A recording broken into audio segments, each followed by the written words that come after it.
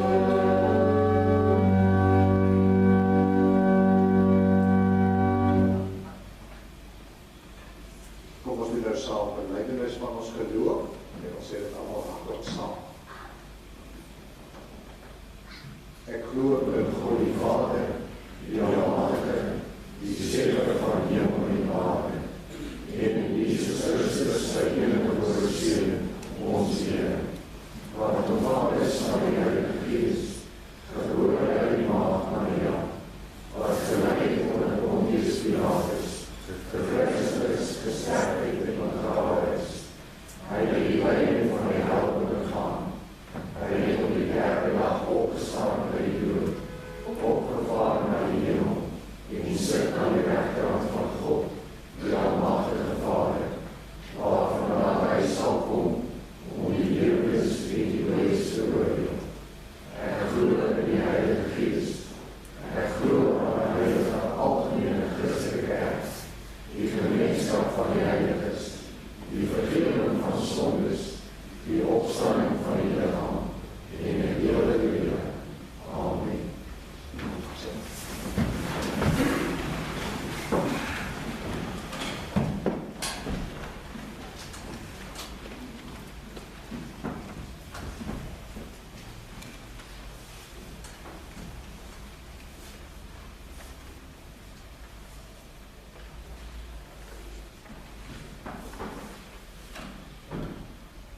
Ek sien dat daar kinders is wat bordjies, ons werkstelletjie wat ons uitdeel ook invul. Dit is goed so, al die kinders, die laerskoolkinders moet asseblief hulle van die velletjies by die deure vat, dat bly elke Sondag redelik baie oor. So onthou dit, van die velletjie en op die erediens hier die velletjie in te val, asseblief. Ons gaan lees uit Deuteronomium hoofstuk 5, die wet van die Here. Dit is hoe die Here ook wil hê, nadat ons geloof in hom belei het. Hy sê sy geloof uit genade en dan reageer ons en ons reageer met vrugte te dra en gehoorsaam te wees. Ek lees vir die Deuteronomium hoofstuk 5.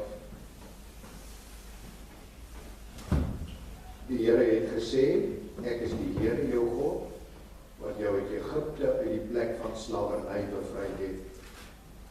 Jy mag naas my geen ander gode hê nie. Jy mag nie vir jou 'n beeld of enige afbeelding maak van wat in die hemel daarbo of op die aarde hieronder of in die water onder die aarde is nie. Jy mag hulle nie vereer of dien nie, want ek, die Here jou God, is onverheerlik voor my. Ek reken kinders die sondes van hulle vaders toe, selfs tot in die derde en die vierde geslag van die wat my maak.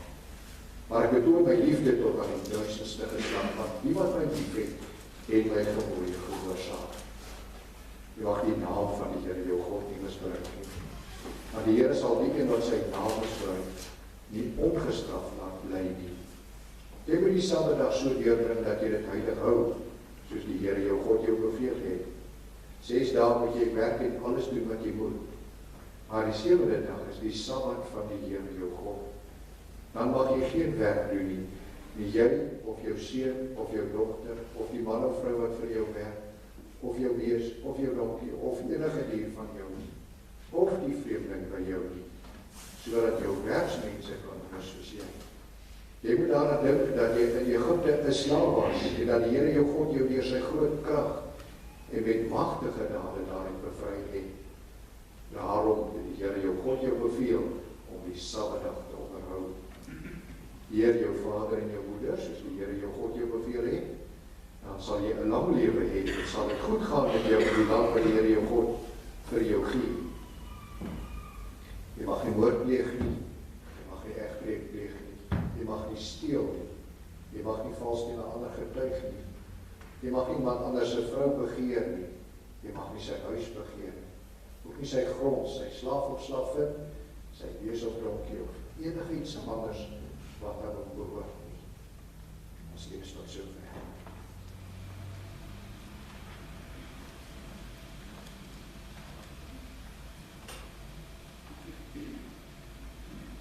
Kom ons sing nou saam lied nommer 334, die eerste tot die 4de vers. God is liefde, juig ons harte en bedink wat liefde doen.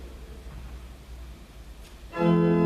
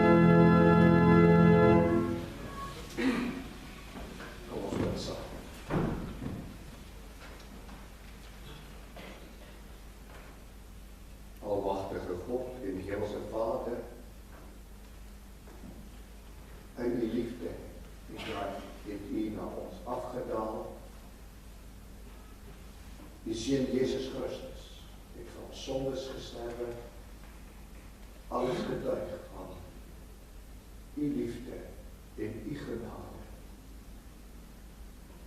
Ons wil u dank uit ons harte uit vandag. Here, ons is soos klei in u hande. En u vorm ons na wat ons moet wees. Maar ons is elkeen op 'n eie manier ook verhard in ons harte. Daarom bid ons dat u ons harte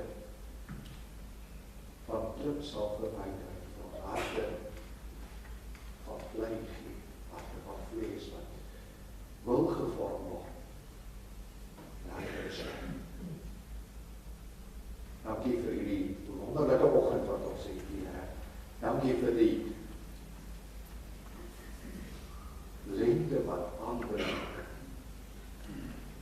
Dankie dat ons in die natuur al die groen blaartjies kan sien aan die boom. Dat ons sien dat die nuwe lewe kom.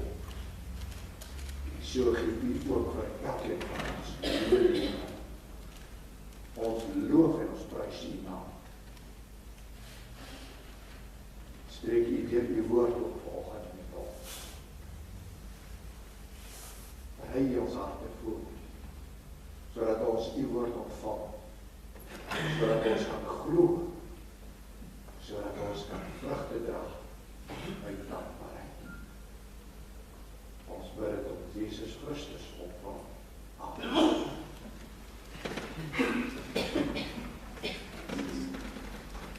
Geliefdes, ek gaan vir julle lees vanoggend, gedeelte uit Jeremia, hoofstuk 18.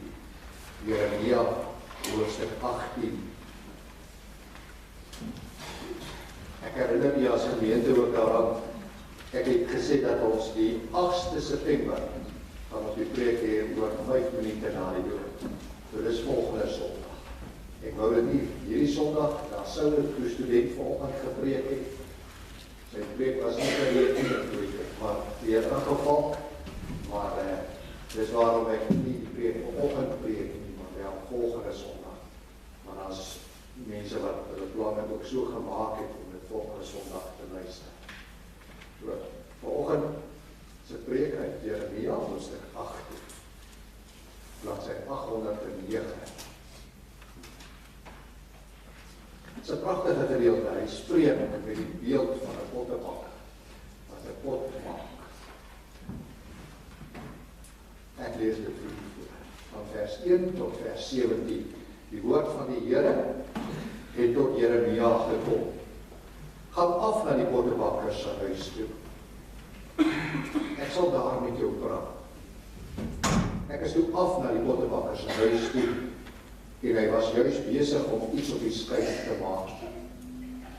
Maar die ding wat hy aan die maak was, uit die klei het misluk. En hy het iets anders gemaak, soos hy dit wou hê. Toe kom die woord van die Here tot my. Kan ek nie met jou doen wat hierdie pottebakker met die klei gedoen het nie? Is daar, vra die Here. Dus klei in die pottebakker se hand. Soos julle in my hand is daar. Een oomblik kondig ek aan dat ek 'n nasie, 'n koninkryk sal afbreek, sal uitroei, sal vernietig. Maar wanneer die nasie hom bekeer van sy boosheid, waaroor ek hom wou straf, sien ek af van die straf wat ek oor hom wou bring. En die volgende oomblik kondig ek aan dat ek die nasie en die koninkryk sal bou en sal vestig.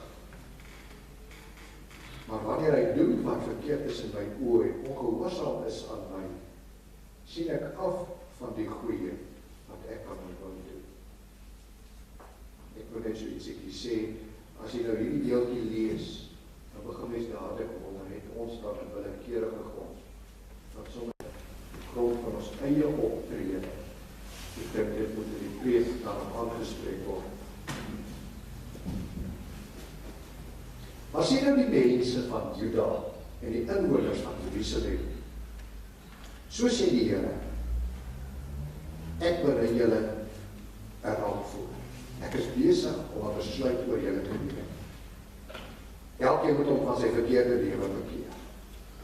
Maar julle lewe en julle dade, maak julle lewe en julle dade reg. Maar hulle sal sê, dit help nie.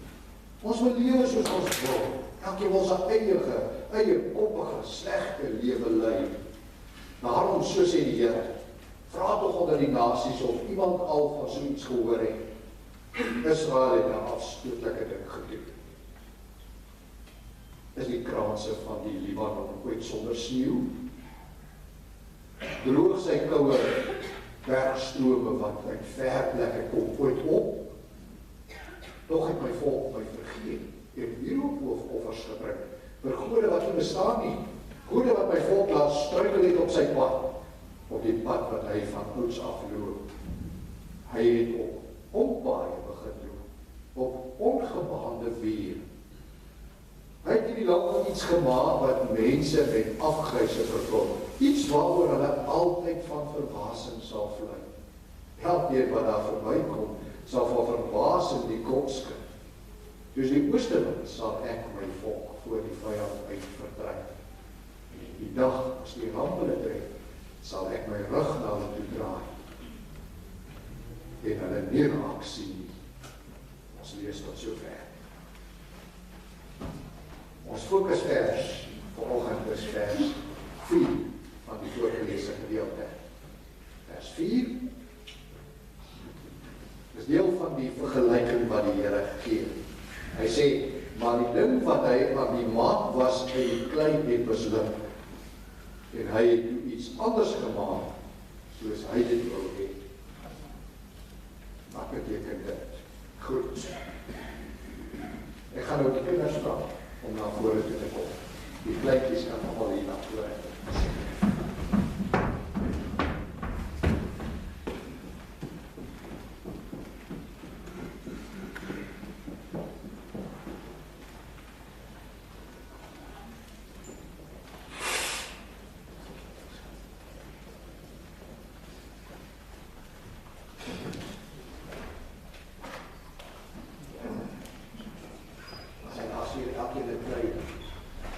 Ek wil hê julle moet vanoggend met julle iets lekkers doen. As ek moet doen.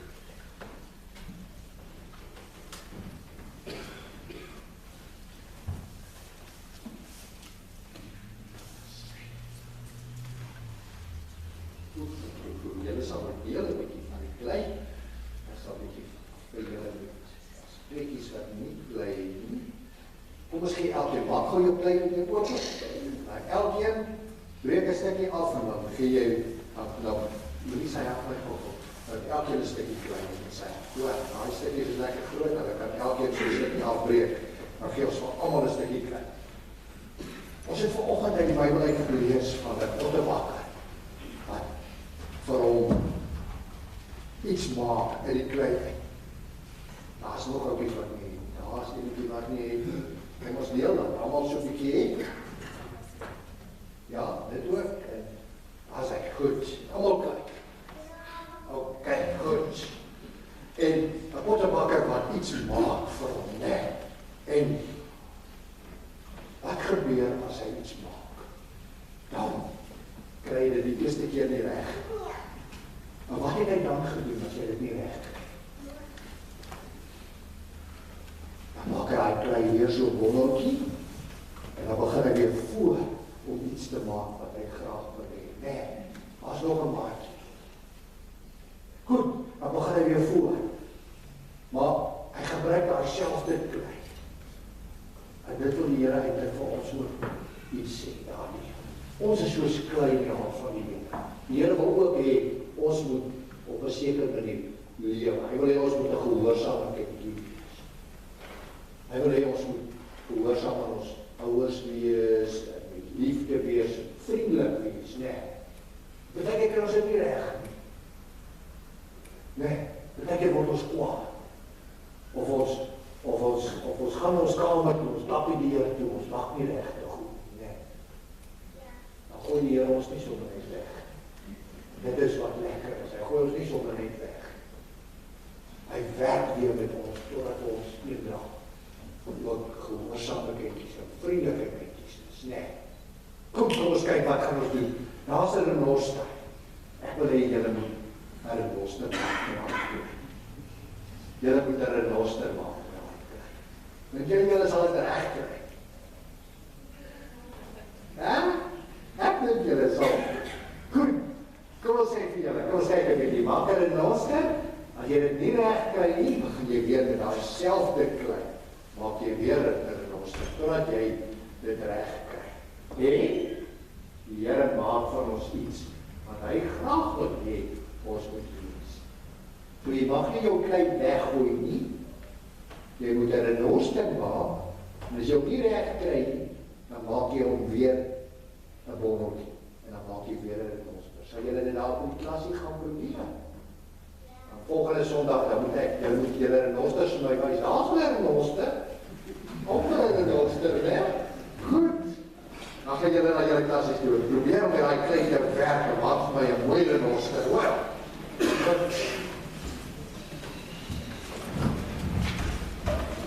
Dit is kom ons in saam, net nommer 357 daar van die eerste vers. So hier maak oop my hart se woord. Ons doen dit op 'n biddende manier voordat ons hoor hoe die woord ook aan ons gekom het.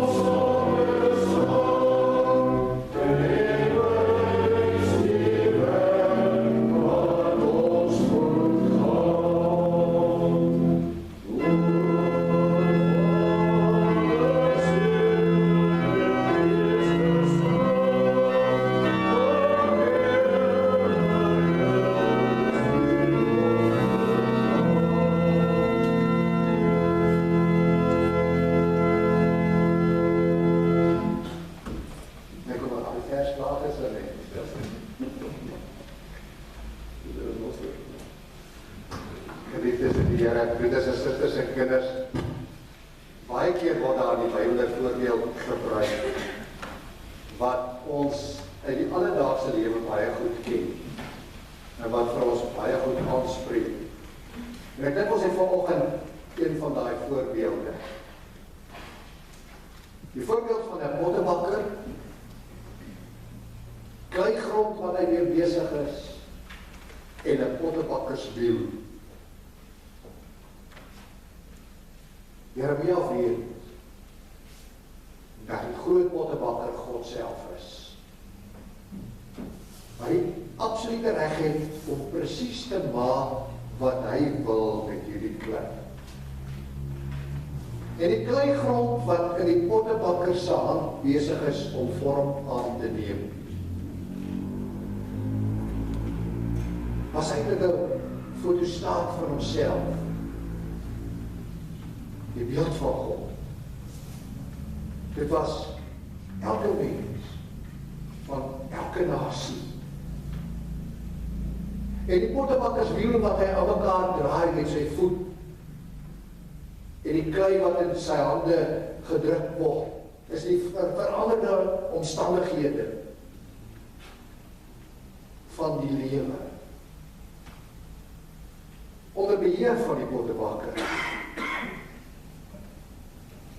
Voor Jeremia speel die lewe van elke mens af. Volgens se preek het te doen met die lewe. Die wyse waarop elkeen van ons se lewe vorm aanneem. Sommige van ons is lewenslang aan die stry en beklei deur die omstandighede om ons. Ander dink ons baie keer is baie gelukkiger as wat ek is. Ek wens ek was net anders gewees. Maar daar is ook die met wie dit goed gaan. En wat die genade van die Here op 'n wonderlike manier elke keer in hulle lewensomstandighede ervaar. En dit is die lewe van jou omstandighede, jou lewe en my lewe. En of ek hierdie doel van die Here wel in my lewe bereik het, moet ons nou toets op dit wat ons vanoggend hoor. God se genade maak vir my 'n lewe tot God se eer moontlik.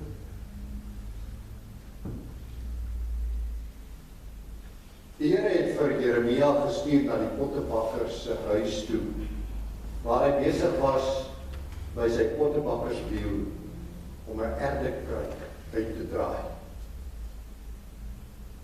Vir baie van ons sal dit dalk iets nuuts wees om te sien. Maar vir die mense in die tyd van Jeremia was dit 'n voorbeeld van die alledaagse lewe. Hulle het die werk van 'n pottebakker baie goed geken. 'n Pottebakker wat by sy pottebakkerswiel sit. 'n Pottebakkerswiel wat uit 2 skuwe bestaan, kyk maar 'n bietjie daar op die fotootjie. En dan met sy voete hierdie pottebakker hierdie wiel gedraai. En dan gooi hy die klomp klei op die pottebakkerswiel. En as daai wiel draai, dan vorm hy die pot. Maar hy is in beheer van die draai van die wiel.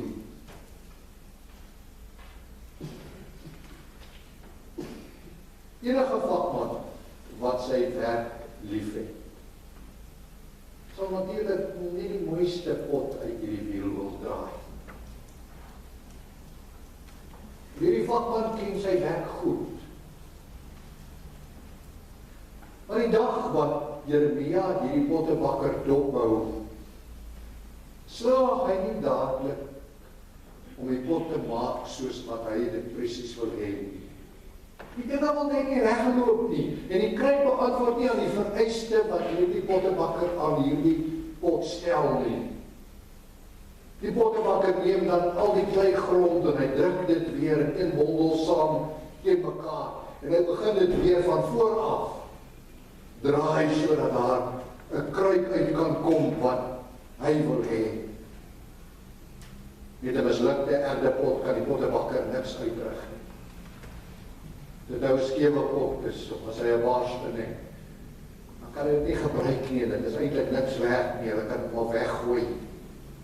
Dit is totaal en al onverskoonbaar selfs.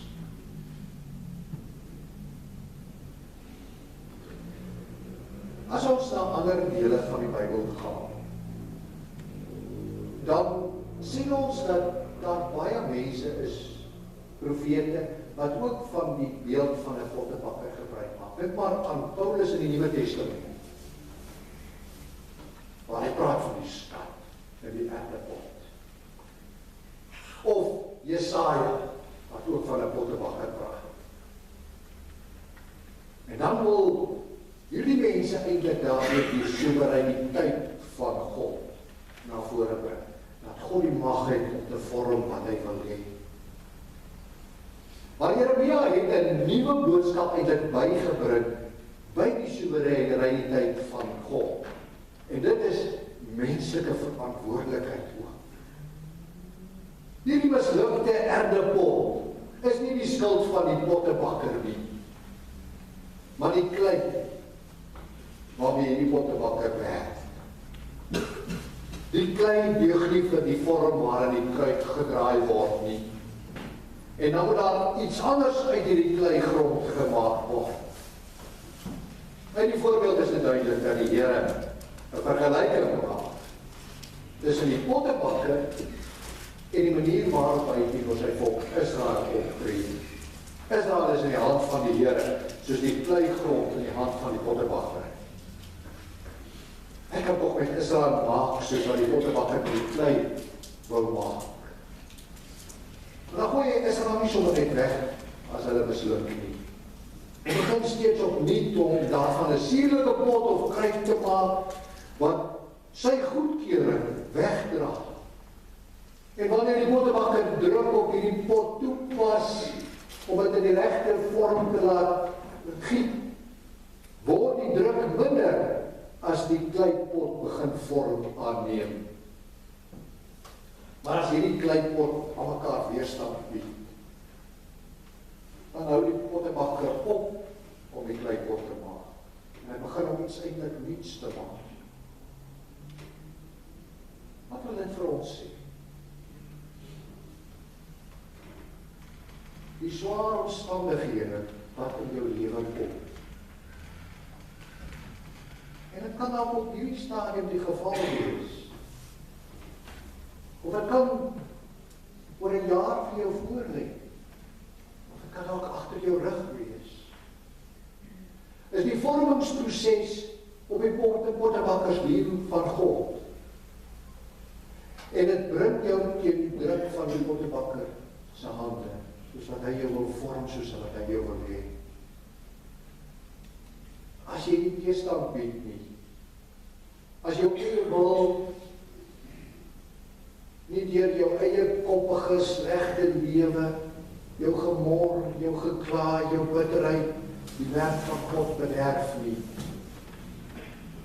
dan is die pottebakkerswerk aanvaarbaar vir God, baie maklik. Dan neem sy druk ook af, en die voorwerp neem baie makliker vorm aan. Maar as daar weerstand is, as my menslike wil, soos die onvolkomenheid in die klei, 'n ander doel het as wat hierdie pottebakker eintlik 'n gedagte het, dan kan hierdie pottebakkers niks anders doen met hierdie ou potjie wat begin in vorm aan te neem in sy hande, as om maar dit weer in 'n klomp klei saam te druk en maar weer voor te begin werk daaraan. Nou maak hy dalk 'n ander voorwerp wat sy wil pas en wat hy in gedagte het. God is in beheer en hy is almagtig en ons het die klei in sy hande. Liefdes in ons Here Jesus Christus, Jeremia vertel aan ons dat wanneer Israel aanhou doen wat verkeerd is in sy oë en ongehoorsaam bly aan hom, dan sien hy af van die goeie wat hy aan hom wou doen. Die wyse waarop God afsien van dit wat hy wou gemaak het, hou ook 'n baie mooi les vir ons as mense in. Wanneer ons van ons oorspronklike planne afsien, doen ons dit deur van plan te verander, of van ons gedagtes af te sien, hoe ons in ons geestesbeeld hierdie pot wou sien. Ons begin dan om iets anders te doen. En dan is dit die omstandighede wat veroorsaak dat ons gedagtes verander. Maar God werk nie op so 'n manier nie. Hier kom ek eintlik by die antwoord wat ek net nou gesê het, terwyl ek die deeltjie gelees het. God se wil verander nie sommer nie. In Psalm 110 vers 4 staan daar, die Here het 'n eed afgelê en hy sal dit nie herroep nie. Dus of hy voor die tyd sy planne gemaak het, en dat selfs hierdie verandering deel van sy planne is. Samuel het aan koning Saul gesê, die ewige van Israel lieg nie, en hy verander nie van gedagte nie soos 'n mens nie, want hy is nie 'n mens, dat hy van gedagtes sou verander nie. Dis wat die profeet Samuel aan Saul sê. Ons gebruik eintlik baie menslikerwys die woorde, hy het afgesien van die goeie. Die Hebreëse woord, as ons nou 'n bietjie eksegese daaroor gaan doen, hierdie woordjie afsien van die goeie, of die Hebreëse woord is net een woordjie, nagam, beteken om eintlik ook 'n sig van verligting te slaan, of jammer te wees, of meegevoel te hê, of berou te hê. So daar kom iets meer by as net om eenvoudig van gedagte te verander. Die woord word in hierdie gedeelte dan op beide maniere gebruik. Die Here pas druk toe om sy doel met ons te bereik, en hy doen daarmee totdat dit die vorm aanneem wat God wil hê dit moet aanneem. Maar hy kry nie lekker dat die mens swaar kry nie. Hy kry nie lekker dat mens onder druk is nie. Hy wil graag die mense die regte vorm gee. Hy wil graag nie mense veroordeel. En daarom is daar verligting na hom, as mense ook toegee. En dit is die gedagte wat ons ook moet in ons gedagte hê as ons lees dat God van gedagte verander, of dat hy afsien van die goeie. Hy doen dit met 'n doel. 'n Doel wat hy al lank al bepaal het, maar hy doen dit ook met meelewing. Hy doen dit ook met berou. Hy doen dit ook met berisping.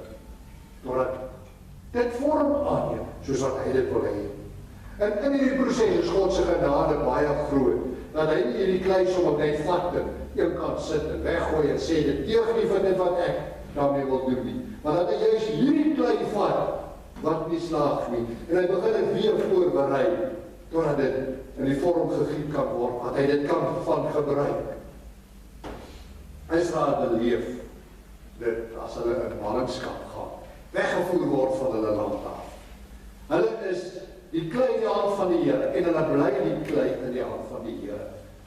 En hulle swaar kry, moes hulle toegee dat God se genade so groot is, en dat hulle gevorm word om te lyk soos wat God sy volk wil hê hulle moet lyk. Miskien lyk hulle op die ou en tog beter. Dwars deur die beproewing wat hulle het. Die Here bereik sy doel dalk beter deur die slegte as deur die goeie Heer. Daarom vir hulle al die swaar kry. Somtyds is die weg deur die dieptes heen vir ons nie die maklikste wat daar is. Maar weet jy, die Here is besig om vir jou ook vorm te gee. En dit is die beste. Op die ou end kom dit nie daarop neer dat ek my eie sin kry, of nie my sin kry.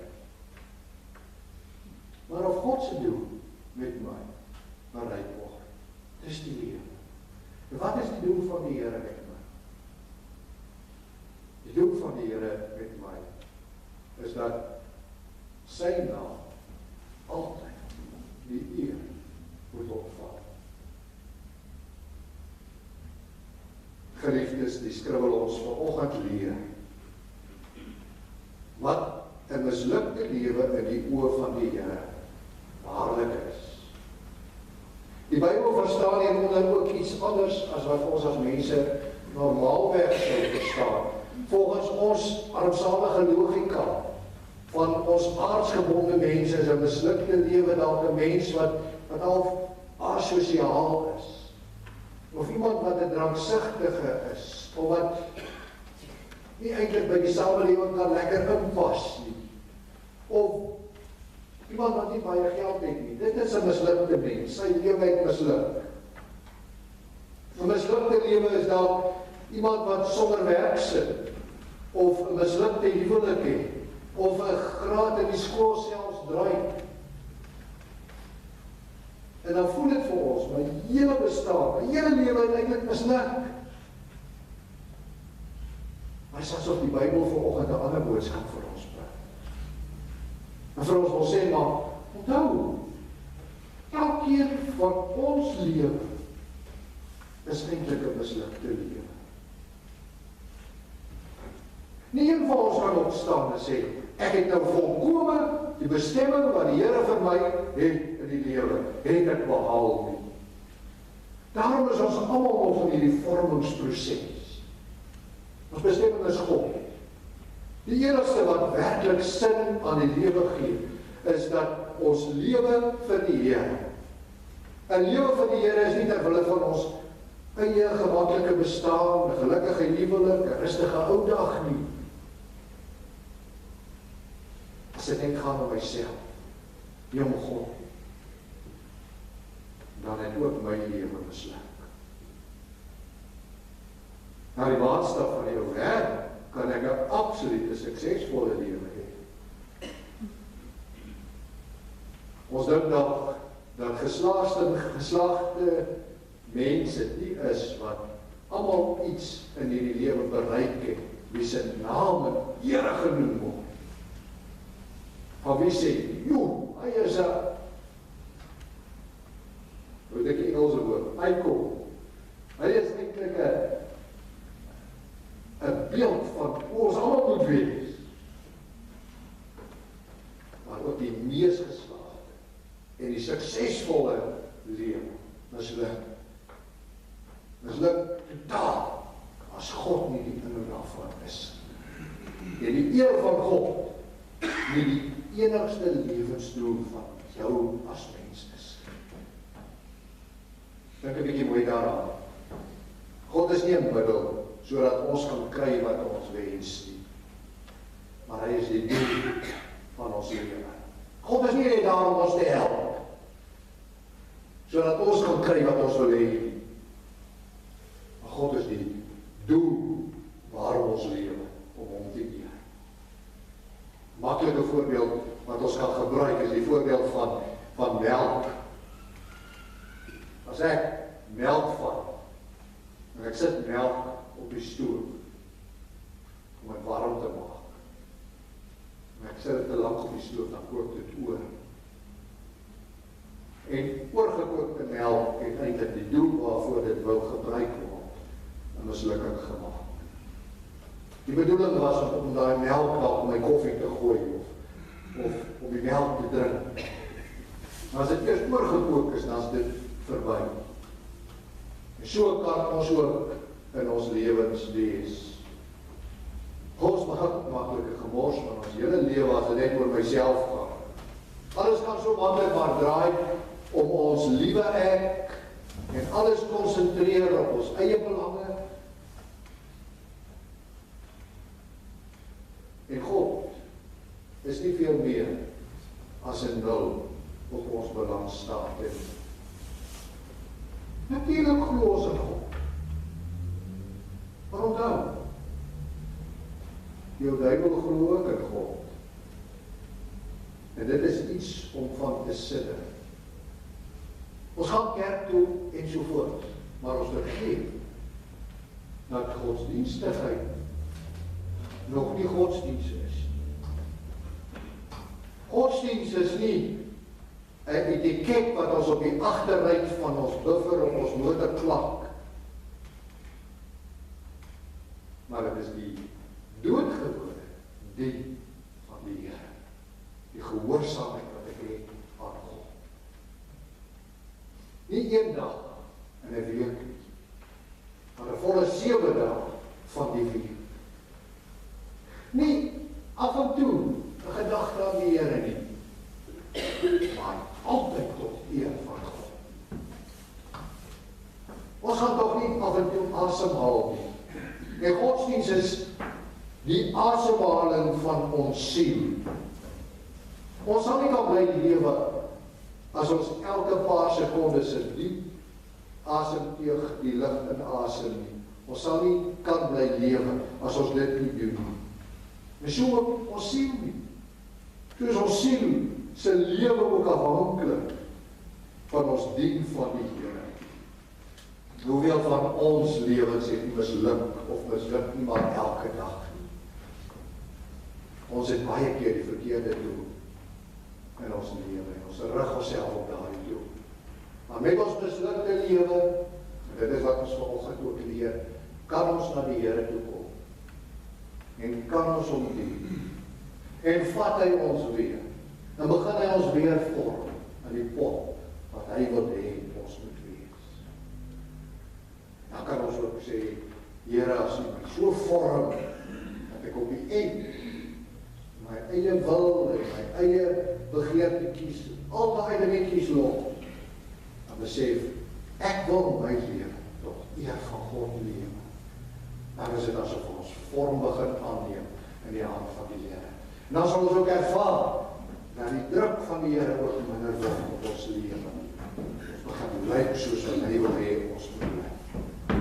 Ook ons wil wees, wat ons eintlik doel is om te wees. Wat is ons doel om te wees? Ons 'n bruikbare werktuig in die hand van die Here mag wees. Amen. Kom ons bid saam. Ons Vader in die hemel, Here, gebruik U ons. U het ons gemaak wat ons is.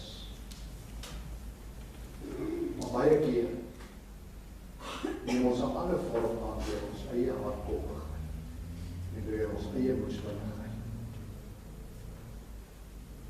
En as ons dan weer swaar kry moet gaan,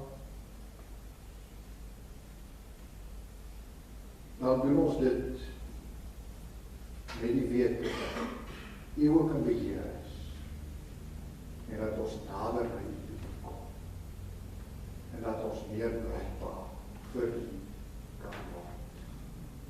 Help ons, Here, dat ons ook ons lewe sal lewe tot U eer.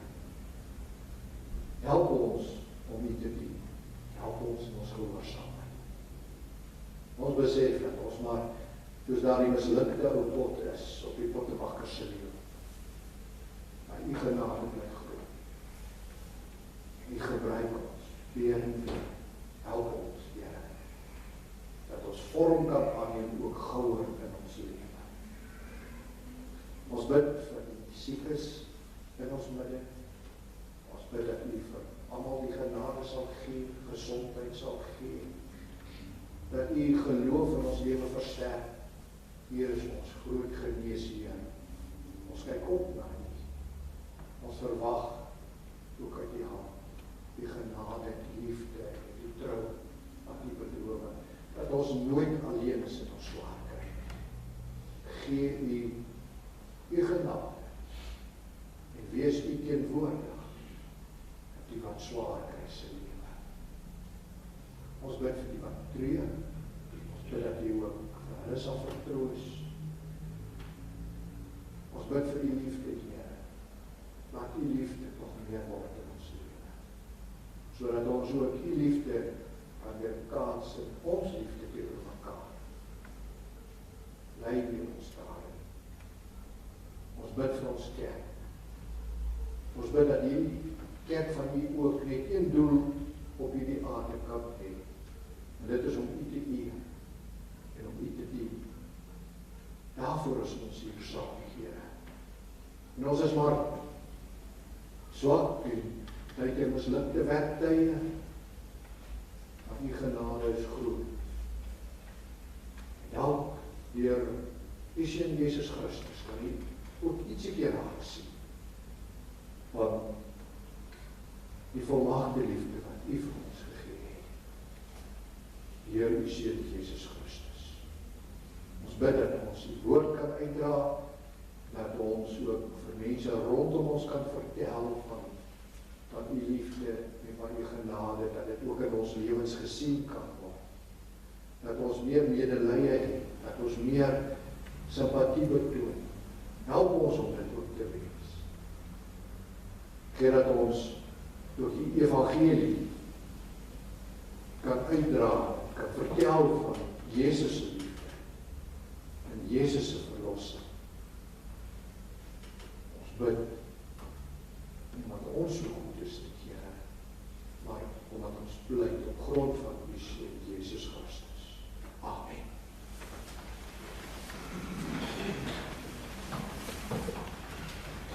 Dit is na die diens van barmhartigheid, sing ons saam van Psalm 98, die eerste en die tweede vers. Ons sing Psalm 98, vers 1 en 2, sing van die dade van die Here, en sing vir hom 'n nuwe lied. Psalm 98, vers 1 en 2, na ons gawes ook gegee het vir die armes.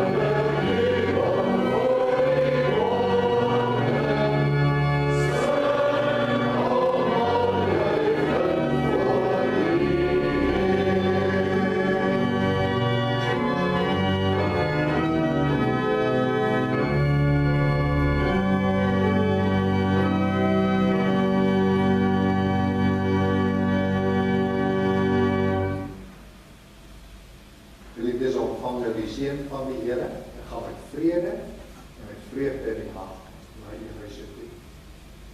Die genade van die Here Jesus Christus en die liefde van God en die gemeenskap met die Heilige Gees is met elkeen van u. Amen.